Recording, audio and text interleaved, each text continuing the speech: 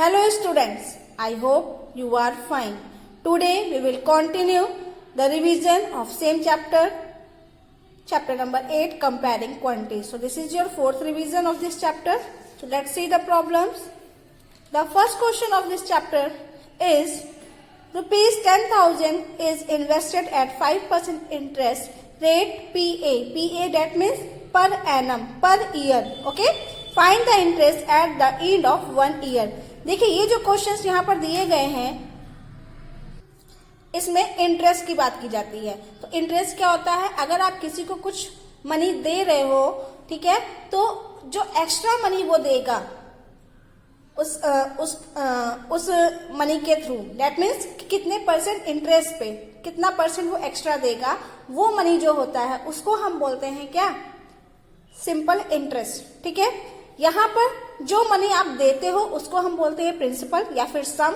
जिस रेट पे देते हो पर एनम के कितने परसेंट आपको इंटरेस्ट वो देगा वो होता है रेट। ठीक है, और कितने टाइम के लिए आप दे रहे हो वहां पर वो टाइम इंडिकेट करता है, 1 ईयर, 2 ईयर, 3 ईयर, वो ईयरली ही इंडिकेट करता है। ओके, अगर मान लीजिए वो 6 मंथली, हाफ ईयरली या क्वार्टरली दिया हुआ है तो आप उसको ईयर में कन्वर्ट करोगे। ओके, तो यहाँ पर इंटरेस्ट फाइंड करने के लिए फॉर्मूला होता है। ठीक है, वो फॉर्मूला हम अप्लाई करके इंटरेस्ट निकालेंगे।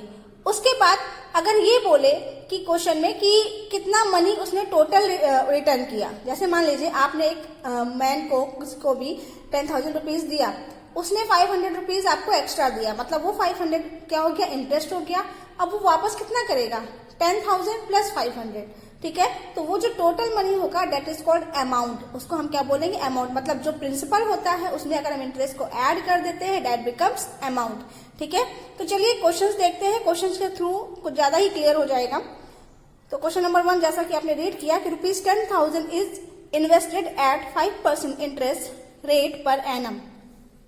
10,000 रुपीज इन्वेस्ट किया गया है, तो जो इन्वेस्ट किया गया है मतलब इतना पैसा लगाया गया है, दैट बिकम्स प्रिंसिपल। तो इसको हम बोलेंगे प्रिंसिपल। ठीक है, पर ईयर कितने परसेंट इंटरेस्ट दे रहा है? 5% इंटरेस्ट मिल रहा है। ठीक है, यानी 1 ईयर के बाद जो पैसा मिलेगा वो इसका 5% ज्यादा मिलेगा। ठीक है, तो वही इंटरेस्ट निकाला है, कितना पैसा एक्स्ट्रा मिलेगा, that means that becomes interest. तो सबसे पहले हम सॉल्यूशन में क्या लिखेंगे कि जो हमको दिया हुआ है, दिया क्या हुआ है? ये प्रिंसिपल है, that means P is equal to rupees 10,000। Rate क्या दिया हुआ है? 5% दिया गया है। टाइम कितना दिया गया है? End of 1 year, 1 year. ठीक है, तो फॉर्मूला होता है SI simple interest is equal to P into R into T upon 100। Value रखिए, P का मतलब 10,000, रेट का मतलब 5%। यहाँ पर परसेंट आपको लगाने की जरूरत नहीं है क्योंकि परसेंट का मतलब पर 100 होता है। इस फॉर्मूले में ऑलरेडी अपॉन 100 लिखा हुआ है, वही परसेंट इंडिकेट कर रहे हैं यहाँ पर अपॉन 100। ओके, टाइम कितना है? 1 ईयर अपॉन 100। इसको जब सिंप्लीफाई करेंगे तो जो भी मनी आएगा वो क्या आएगा? एक्स्ट्रा मनी आएगा, इंटरेस्ट आएगा। ओके, तो कैलकुलेट कर लेंगे इसको। देख लिए 2 0 2 0 कैंसिल हो गया, 100 ये बचा, 5 ये, 1 ये, मल्टीप्लाई कराएंगे तो यहाँ आएगा 500। ठीक है, मतलब 500 रुपीज जो होगा वो एक्स्ट्रा दिया जाएगा। नेक्स्ट क्वेश्चन देखिए, question number 2, rupees 6,050 is borrowed at 6.5% rate of interest per annum. इतना मनी उधार लिया गया है 6.5% रेट ऑफ इंटरेस्ट से। पर ईयर कितना इंटरेस्ट मिल रहा है? 6.5%। Find the interest. Interest find out करना है, सेम फॉर्मूला लगाओगे, ये प्रिंसिपल हो जाएगा, ये रेट हो जाएगा। ठीक है, तो इंटरेस्ट फाइंड करना है। टाइम कितना दिया है? 3 इयर्स दिया। देखिए लिखा हुआ है interest and the amount to be paid at the end of 3 year. तो टाइम आपका 3 ईयर हो जाएगा। प्रिंसिपल कितना हो जाएगा इसमें? 6,050, rate 6.5%, time 3 year. Simple interest निकालना है, SI is equal to PRT upon 100। Interest आ जाएगा। Then after you have to find amount. तो अमाउंट फाइंड करने के लिए पहले आप SI निकाल लोगे। यहाँ पर अमाउंट फाइंड करने के लिए होता है प्रिंसिपल यानी P plus I, principal plus interest. तो प्रिंसिपल आपका 6,050 है, इंटरेस्ट आप इंटरेस्ट आप ऑलरेडी कैलकुलेट कर चुके होंगे, तो वैल्यू रख करके दोनों को ऐड कर दोगे, you will get the answer. Okay, next question देखिए। ऑन अ सर्टेन सम का मतलब प्रिंसिपल, ठीक है। मैंने बताया कि आप जो मनी उधार दिया जाता है या कहीं इन्वेस्ट किया जाता है इसको हम प्रिंसिपल कहते हैं या फिर इसको सम भी बोलते हैं। तो क्वेश्चन में ये कह रहा है on a certain some the interest paid after 3 year is ₹450। कोई भी अमाउंट है, कोई भी मनी है, मतलब जो जिसको इन्वेस्ट किया गया है जिसमें 3 ईयर के लिए ₹450 इंटरेस्ट मिलता है 5% रेट पे, ठीक है। फाइंड द सम, मतलब वो सम आपको फाइंड करना है, मीन्स प्रिंसिपल फाइंड आउट करना है। तो वैसे ही करेंगे इसको भी। देखिए, सबसे बड़ी बात ये है कि आपको फॉर्मूला पता होना चाहिए SI = PRT/100। तो वहां पर आपको जो वैल्यू दी गई है वो रख दो, जो नहीं दी गई है ट्रांसपोज करके उसकी वैल्यू आप निकाल लो, या फिर आप चाहो तो फॉर्मूला बना सकते हो। फॉर्मूला आपको पता है SI = P × R × T/100 होता है, ठीक है। तो अगर आप यहां से P निकालोगे तो SI के पास ये 100 मल्टीप्लाई हो जाएगा, अपॉन P निकालना है तो P को इधर रखना है, बाकी सब ट्रांसपोज करना है। R × T यहाँ मल्टीप्लाई हो रहा है, जाके डिवाइड हो जाएगा, ठीक है। इस फॉर्मूले में वैल्यू रख दो जो अगर आपको P निकालना है तो। इसी तरह से अगर R निकालना है तो SI × 100 P × T हो जाएगा, और अगर आपको टाइम निकालना है तो SI × 100 P × R हो जाएगा, ठीक है। या फिर आप डायरेक्ट फॉर्मूले में वैल्यू रख करके उसको ट्रांसपोज करके कैलकुलेट कर सकते हो, ठीक है। चलिए, यहाँ पर आपको क्या दिया है, प्रिंसिपल नहीं दिया, आपको फाइंड करना है। टाइम कितना दिया है 3 ईयर्स, रेट ऑफ इंटरेस्ट कितना दिया है 5%, सिंपल इंटरेस्ट कितना दिया है ₹450। SI = क्या होता है P × R × T/100। It becomes SI कितना है 450, P निकालना है, R है 5, टाइम है 3 ईयर, अपॉन में 100। कैलकुलेट कर लीजिए, ठीक है। कैलकुलेट करके जब आप P की वैल्यू निकाल लोगे तो वो आ जाएगा जो आपको सम फाइंड करना है। ओके, क्वेश्चन नंबर 4 लिखा है Radhika borrowed ₹12,000 from her friend. Radhika ने 12,000 रुपीज अपने फ्रेंड से उधार लिया, out of which ₹4,000 were borrowed at 18% and the remaining at 15% rate of interest per annum. जिसमें से 4,000 रुपीज जो उसने उधार लिया है ना, उस पे वो रेट ऑफ इंटरेस्ट लगा रही है 18%, और जो बचा हुआ है, कितना बचा है 8,000, तो उस 8,000 में वो 15% इंटरेस्ट लगा रही है, ठीक है, पर ईयर। तो what is the total interest after 3 year, तो 3 ईयर्स के बाद टोटल कितना इंटरेस्ट होगा। तो सबसे पहले देखिए, कैलकुलेशन इसमें ज्यादा है, बाकी सेम वैसे ही है, ठीक है। तो सॉल्यूशन में यहां पर राधिका ने कितना मनी उधार लिया है 12,000, लिखेंगे Radhika borrowed money is equal to ₹12,000, यानी प्रिंसिपल 12,000 होना चाहिए, लेकिन यहाँ पर जो रेट ऑफ इंटरेस्ट लग रहा है ना वो अलग अलग अमाउंट पे लग रहा है, ठीक है। तो उसके लिए प्रिंसिपल ये नहीं होगा, प्रिंसिपल वो होगा कि जिस अमाउंट पे वो रेट ऑफ इंटरेस्ट लगा रही है। तो यहाँ पर देखिए 2 पार्ट बनेंगे। फर्स्ट पार्ट में P1 डाल दीजिए। पहला प्रिंसिपल क्या है ₹4,000 है, क्योंकि 4,000 पे वो इंटरेस्ट दे रही है। रेट कितना लगा रही है 18%, ठीक है। टाइम T1 इसको मान लेते हैं, टाइम है 3 ईयर्स, जो दोनों के लिए सेम है, ठीक है। सेकंड वाले के लिए P1 कितना हो जाएगा, P2 कितना हो जाएगा। टोटल मनी 12,000 उसने लिया था, जिसमें से 4,000 उसने अलग कैलकुलेट कर लिया। यहाँ पर बचा कितना ₹8,000, यानी दूसरे वाले के लिए जो प्रिंसिपल होगा वो 8,000 होगा। रेट कितना होगा 15% होगा। टाइम कितना होगा, वो भी 3 ईयर्स ही होगा, ठीक है। यहाँ पर भी आप SI = PRT/100 रख के निकाल लेंगे, कैलकुलेट कर लेंगे, ठीक है। P × R × T/100 रख के कैलकुलेट कर लेंगे, इंटरेस्ट आ जाएगा। यहाँ पर भी SI = P × R × T/100 रख के कैलकुलेट कर लेंगे, SI आ जाएगा। दोनों तरफ से SI मिल गया, ठीक है। तो ये जो सिंपल इंटरेस्ट निकलेगा ये 4,000 के रेट पे निकलेगा, और ये जो इंटरेस्ट निकलेगा ये 8,000 के रेट पे निकलेगा। तो टोटल इंटरेस्ट निकालने के लिए आप क्या करोगे, दोनों को ऐड कर दोगे। जब ऐड करोगे तो वही आपका फाइनल आंसर होगा। समझ में आ गया, ठीक है। तो आप इसको कर लीजिएगा। नेक्स्ट क्वेश्चन देखिए,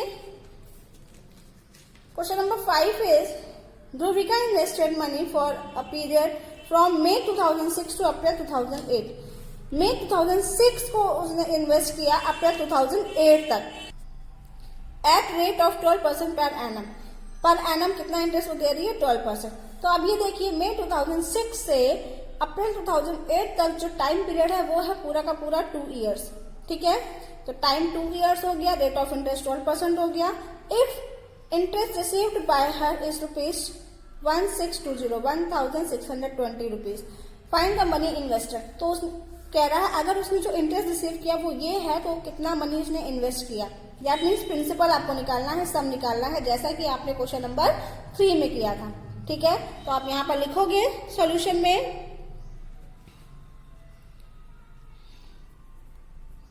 ध्रुविका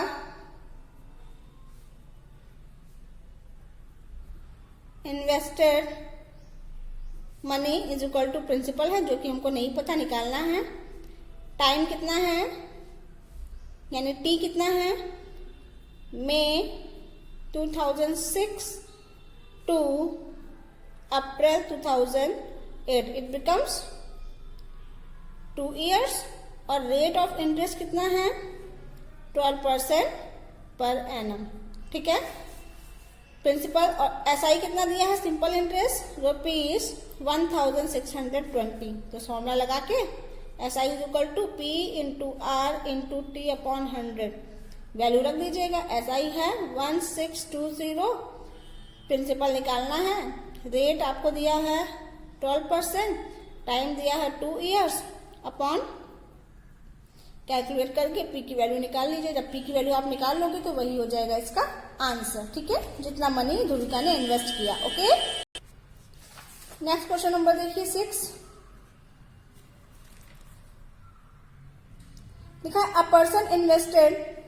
अ person wanted to sell a scooter at a loss of 25%। एक पर्सन है जो अपना स्कूटर 25% लॉस पे बेचना चाहता है, but at the last moment he changed his mind and sold the scooter at a loss of 20%। लेकिन लास्ट मोमेंट पे उसने अपना माइंड चेंज कर दिया, 25% की जगह उसने 20% लॉस पे सेल कर दिया। ठीक है, तो if the difference between the 2 SPs is rupees 4000, तो अगर वो 25% लॉस पे बेचता तो उसका जो एसपी होगा और 20% लॉस पे जो बेचता है उसका जो एसपी है, दोनों के बीच में जो डिफरेंस दिया हुआ है वो 4000 दिया गया है। तो आपको ये बताना है कि कॉस्ट प्राइस क्या था स्कूटर का।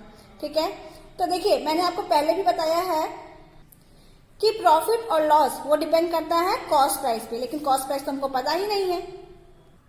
तो उसके लिए हम क्या करेंगे, कॉस्ट प्राइस को लेट करेंगे, let the cost price be X. तो सॉल्यूशन में क्या लिखेंगे,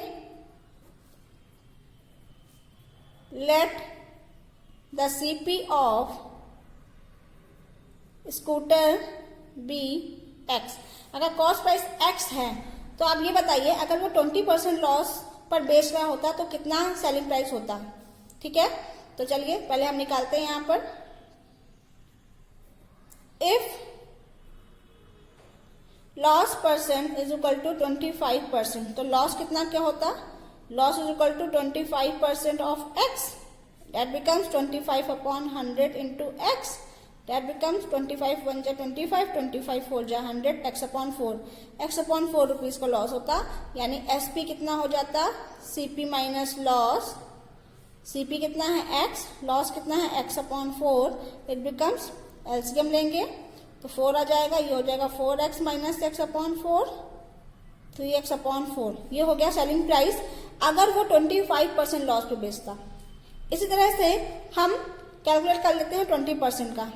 if loss percent is equal to 20%, तो लॉस कितने का होगा, 20% ऑफ एक्स, क्योंकि सीपी पे ही लॉस होगा, 20 अपॉन 100 इंटू एक्स, 21 जा 20, 25 जा 100, एक्स अपॉन 5, इतने रुपए का लॉस होगा। तो एसपी कितना हो जाएगा, CP minus loss, CP x है और लॉस एक्स अपॉन 5 है, एलसीएम लेंगे तो 5 हो जाएगा 5x minus x upon 5, it becomes 4x upon 5। Selling price ये हो गया। 25% पे इतने का लॉस हो रहा है, 20% पे इतने का लॉस हो रहा है। ठीक है, अब ये बोला गया है क्वेश्चन में कि if the difference between the two SPs is 4000, ये दो एसपी निकल रहे हैं, इन दोनों के बीच का डिफरेंस जो है वो 4000 है, लेकिन डिफरेंस निकालने के लिए हम हमेशा बड़े में से छोटे को सब्ट्रैक्ट करते हैं। अब ये सोच के बताना है आपको कि कौन सा एसपी बड़ा होगा। देखिए ये जो सेलिंग प्राइस है ये 25% लॉस पे है और ये 20% लॉस पे है, ठीक है। अगर आप कोई सी भी सामान लाओगे और ज्यादा परसेंट लॉस में बेचोगे तो आपकी जो भी चीज रहेगी वो कम रेट में बिकेगी, और कम लॉस में बेचोगे तो जो भी चीज रहेगी वो उसके कंपैरिजन में ज्यादा रेट में बेचेगी, ठीक है। दैट मीन्स ये वाला सेलिंग प्राइस ज्यादा होगा। तो आपको दिया गया है now difference between SPs is equal to 4000, तो 4x upon 5 minus 3x upon 4 is equal to 4000। आप इसको कैलकुलेट कर लीजिए, एलसीएम लेंगे तो 20 आएगा, ठीक है। 4 4 जा 16x, 5 3 जा 15x is equal to 4000। It becomes 16x में से 15x किया तो x upon 20 is equal to 4000 है ये। x is equal to 4000 into 20, it becomes rupees 80,000, ठीक है, rupees 80,000 ये हो जाएगा आंसर, ठीक है। समझ में आ गया? कोई प्रॉब्लम? जैसा क्वेश्चन कह रहा है बिल्कुल वैसा ही करते जाना है आपको, कोई प्रॉब्लम नहीं आएगी, बस कैलकुलेशन सही करिएगा। नेक्स्ट क्वेश्चन देखिए, question number 7 is in a furniture shop 24 tables were bought at the rate of rupees 450 per table. The shopkeeper sold 16 of them at the rate of rupees 600 per table and the remaining at the rate of rupees 400 per table. Find the gain or loss percent. कह रहा है 24 table एक shopkeeper ने पर table 450 के rate के हिसाब से खरीदी, यानी एक टेबल 450 की तो 24 टेबल कितने की हो जाएगी वो आप निकाल लोगे, वो टोटल कॉस्ट प्राइस हो जाएगा, ठीक है। देन आफ्टर कह रहा है 24 टेबल में से 16 टेबल उसने जो सोल्ड करी है वो पर टेबल 600 के रेट के हिसाब से सोल्ड करी है, और बची हुई टेबल बची कितनी, 8 टेबल ना, 24 में से 16 निकल कर 8 टेबल बचेगी, तो 8 टेबल उसने जो सोल्ड करी है वो रुपीज 400 पर टेबल के हिसाब से सोल्ड करी है, ठीक है। तो अब डिफरेंस तो आएगा ही, तो पता नहीं चल सकता इसमें लॉस होगा गेन होगा, वो तो कैलकुलेट करना होगा। अगर लॉस होगा तो लॉस परसेंट निकालिए, गेन होगा तो गेन परसेंट निकालिए। तो पहले आप उसके लिए टोटल कॉस्ट प्राइस और टोटल सेलिंग प्राइस निकालिए। देखिए क्या करेंगे इसमें, सबसे पहले हम क्या करेंगे, सॉल्यूशन में लिखेंगे CP of 1 table is rupees 450, CP of 24 tables, 24 table का सेलिंग प्राइस कितना हो जाएगा, रुपीज 450 में मल्टीप्लाई कराएंगे 24 का टोटल सेलिंग कॉस्ट प्राइस आ जाएगा। Now SP of 1 table, selling price क्या है 1 टेबल का, देखिए 2 सेलिंग प्राइस दिए गए हैं, तो पहला सेलिंग प्राइस हम यहाँ पर निकालते हैं 600 के रेट के हिसाब से।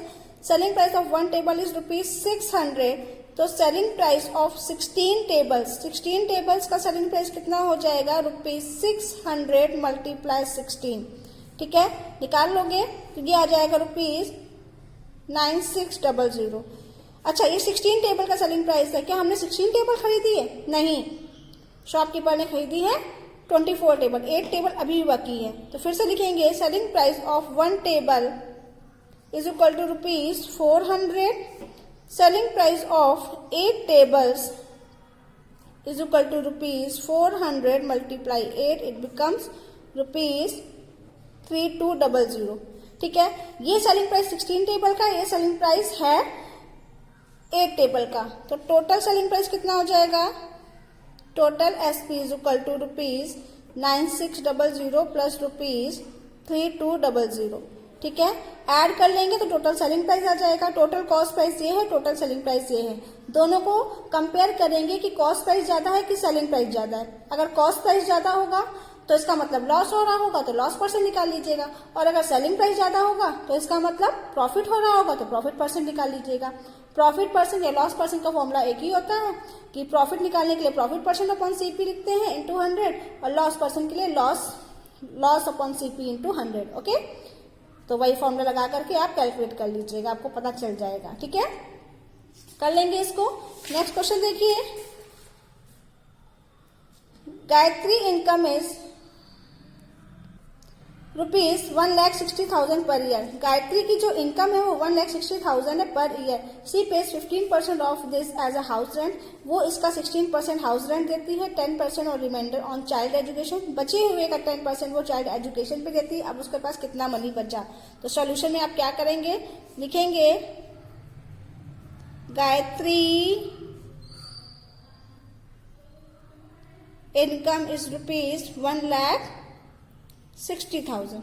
ठीक है, तो यहाँ पर अब हमको निकालना है सी पेज हाउस रेंट। तो यहाँ लिखेंगे house rent is equal to कितना देती है वो 15% देती है। किसका, अपनी सैलरी का। इसका हम 15% निकाल लेंगे। That becomes 15/100 into 160000। 20 से 20 कैंसिल हो गया, 00 16 5 जा 80, 8 16 1 जा 8, 16 1 जा 16, 8 24 रुपीज 24,000 वो देती है हाउस रेंट। तो बचा मनी कितना होगा अब उसके पास। नाउ रिमाइंडर मनी, बचा हुआ मनी कैसे निकालेंगे, ₹16,000 माइनस ₹24,000। ठीक है, तो ये हो जाएगा बचा हुआ मनी। अब कह रहा है जो बचे हुए मनी का 10% वो क्या करती है, चाइल्ड एजुकेशन पे देती है। तो यहाँ पर लिखेंगे now invest in child education. Child education पे कितना देती है, 10% देती है। 10% ऑफ किसका, इसका नहीं लिखेंगे 10%, टोटल उसकी इनकम का नहीं लिखेंगे, बचे हुए का। तो बचा हुआ जो यहाँ पर आएगा उसका आप 10% निकालोगे। ठीक है, जो आ जाएगा आंसर वो हो जाएगा कि कितना वो चाइल्ड एजुकेशन भी देती है। अब उसके पास कितना बचा ये निकालने के लिए क्या करेंगे, यहाँ पे जो आंसर आएगा उससे इसको माइनस कर देंगे तो बचा हुआ मनी आ जाएगा। ओके, पहले उसने 15% इन्वेस्ट किया हाउस रेंट पे, 24,000 निकला। तो अब उसके पास कितना बचा ये निकालने के लिए हमने 1,60,000 में से सब्सट्रैक्ट कर दिया, बचा हुआ मनी आ गया। अब बचे हुए मनी में से 10% उसने चाइल्ड एजुकेशन पे दिया, वो हमने 10% निकाला बचे हुए मनी से। जो आंसर आएगा वो चाइल्ड एजुकेशन में कितना इन्वेस्ट किया वो आ गया। अब हम इसको मतलब जो चाइल्ड एजुकेशन में इन्वेस्ट किया है उसको सब्सट्रैक्ट करेंगे बचे हुए मनी से। तो अब कितना बचा ओवरऑल वो आपके पास आ जाएगा, जो कि क्वेश्चन में पूछ रहा है how much money left with her. Okay, कर लोगे। नेक्स्ट क्वेश्चन देखिए, क्वेश्चन नंबर 9 है, divide ₹10,000 in 2 parts so that the simple interest on the first part is 4 years at 12% per annum may be equal to the simple interest on the second part of 4.5 year at 16% per annum। देखिए 10,000 rupees को divide करना है 2 part में। ठीक है, इस तरह से डिवाइड करना है कि पहले पार्ट पर जो सिंपल इंटरेस्ट मिल रहा है 4 ईयर के लिए 12% पर रेट के हिसाब से, वो उस सिंपल इंटरेस्ट के इक्वल है जो सेकंड पार्ट में 16% पर एनम पर 4.5 ईयर के लिए मिल रहा है। ठीक है, तो हम क्या करेंगे सॉल्यूशन में, लिखेंगे let first part is equal to x। तो सेकंड पार्ट क्या हो जाएगा, टोटल पार्ट ये 10,000 है तो ये हो जाएगा 10,000 माइनस x। ठीक है, अब कह रहा है सिंपल इंटरेस्ट पहले वाले के लिए हमको निकालना है। देखिए 2 पार्ट हो जाएंगे, पहले वाले के लिए प्रिंसिपल हो जाएगा x, दूसरे वाले के लिए प्रिंसिपल हो जाएगा 10,000 माइनस x। ठीक है, पहले वाले के लिए रेट हो जाएगा 12%, दूसरे वाले के लिए रेट हो जाएगा 16%। पहले वाले के लिए टाइम है 4 ईयर, दूसरे वाले के लिए टाइम है 4.5 ईयर्स। ठीक है, तो पहले वाले के लिए आप SI निकाल लीजिए, दूसरे वाले के लिए SI निकाल लीजिए। दोनों के लिए SI जो निकलेगा वो x के टर्म में निकलेगा। आप कह रहा है दोनों सिंपल इंटरेस्ट इक्वल है, यानी इसका जो सिंपल इंटरेस्ट आएगा क्या आएगा, क्या होता है P into R into T upon 100 करोगे, ये यहाँ पर भी P into R into T upon 100 करोगे। ठीक है, इसके लिए P कितना है x, रेट कितना है 12, टाइम है 4 अपॉन 100, ये है 10,000 माइनस x इंटू रेट है 16, टाइम है 4.5 अपॉन 100। दोनों का सिंपल इंटरेस्ट इक्वल है, तो इसका मतलब अकॉर्डिंग टू क्वेश्चन हो जाएगा x into 12 into 4 upon 100 is equal to 10,000 minus x को ब्रैकेट में लिखेंगे, ठीक है, 16 इंटू 4.5 अपॉन 100। अब इसको कैलकुलेट कर लीजिए, ये 100 से 100 कैंसिल हो जाएगा, 4 1 जा 4, 4 4 जा 16, 4 1 जा 4, 4 3 जा 12, बचा क्या यहाँ पर 3x बचा, यहाँ पर बचा 4.5, 10,000 माइनस x, ठीक है। 4.5 का जब अंदर मल्टीप्लाई कराओगे, ठीक है, तो ये जाएगा 3x is equal to 4530 minus 4.5x।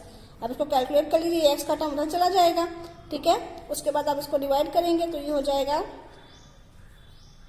4.5x plus 3x is equal to 4500, ठीक है। x की वैल्यू आपको यहाँ पर निकालनी है, कैलकुलेट करके निकाल लीजिएगा, ठीक है। जो x की वैल्यू आएगी वो आएगा फर्स्ट पार्ट, अगर इसमें से 10,000 में से डिवाइड सब्सट्रैक्ट कर दोगे तो वो आ जाएगा सेकंड पार्ट। डिपेंड करता है कैलकुलेशन पे, कैलकुलेशन आपको सही करनी है, ओके।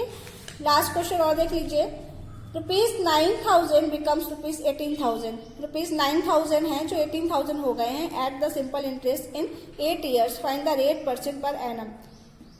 अगर 9,000 becomes 18,000 at a simple interest of 8 years, 9,000 लगा करके 18,000 हो गए, तो इसका मतलब आपको सॉल्यूशन में दिया गया है P प्रिंसिपल ₹9,000, ठीक है, और अमाउंट जो दिया गया है वो ₹18,000 दिया गया है।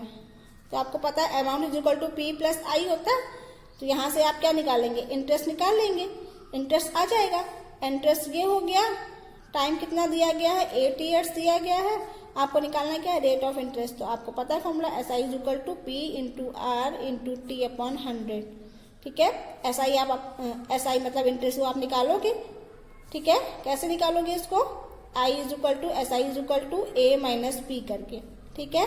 इंटरेस्ट के प्लेस पे इंटरेस्ट रख दीजिएगा, प्रिंसिपल 9,000 है, रेट आपको निकालना है, टाइम आपको दिया गया है 8 years, कैलकुलेट करके आपको R की वैल्यू निकालनी है, ओके, हो जाएगा। So this is your last revision of this chapter. You have to do in your notebook. Thank you for watching and see you in the next video.